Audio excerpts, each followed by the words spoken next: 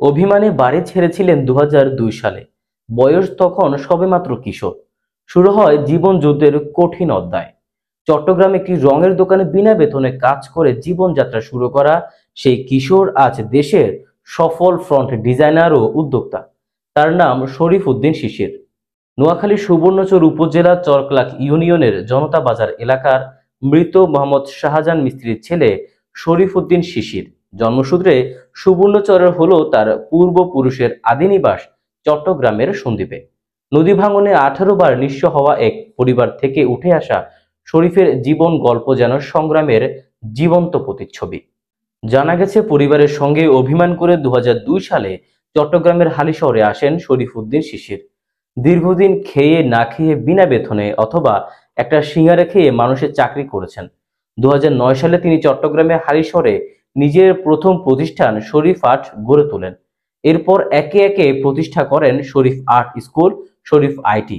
বর্তমানে তিনি দেশের বৃহৎ অন্যতম ফ্রন্ট ডিজাইনার ভিত্তিক প্রতিষ্ঠানের মালিক, যেখানে 20 জন স্থায়ী কর্মী কর্মরত আছেন। বর্তমানে তার শিক্ষার্থীর সংখ্যা প্রায় 10,000 এবং মাসিক আয় করেন প্রায় 10 লক্ষ টাকা। ছোটবেলায় পাঠ্যপুস্তকের ছবিতে আকৃষ্ট হয়ে চিত্রাঙ্গনে আগ্রহ জন্মায় শরীফের। শিক্ষক না থাকলেও আত্মপ্রচেষ্টা রপ্ত করে চিত্রাঙ্গন ও হাতের লেখা শিখেন। নিজেই তৈরি করতে থাকেন রং তুলি দিয়ে আঁকাআঁকি। গ্রামে থাকাকালীন বিভিন্ন ব্যানার ও দেয়াল চিত্র আঁকতেন তিনি। 2006 সাল থেকে নিজ হাতের লেখাকে ফ্রন্টে রূপ দেওয়ার স্বপ্নের কাজ শুরু হয় তার, যা বাস্তবে রূপ পায় 2018 সালে ভারতের নীলাদ্রি শেখর বলার সহায়তায়। ওই বছর 2 অক্টোবর প্রকাশ করেন তার বাংলা প্রথম ফ্রন্ট শরীফ শিশির।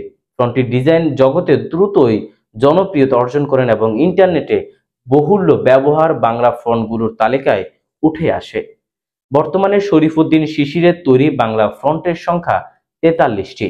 বাংলা ভাষা ও লিপির প্রতি ভালোবাসা, আত্মপ্রত্যয় ও কঠোর পরিশ্রমের মধ্য দিয়ে ফ্রন্টম্যান খ্যাত শরীফ উদ্দিন শিশির গড়ে তুলেছেন একটি ব্যতিক্রমী সফলতার দৃষ্টান্ত। নোয়াখালীর অতিরিক্ত জেলা প্রশাসক মাহমুদ ইসমাইল বলেন, পরিশ্রম কখনো ব্যর্থ হয় না। শরীফ উদ্দিনের সফলতা তারই বহিঃপ্রকাশ। একসময় দিনে মাত্র একটি সিঙ্গারা খেয়ে দিন কাটানো সেই কিশোর আজ দেশের গর্ব।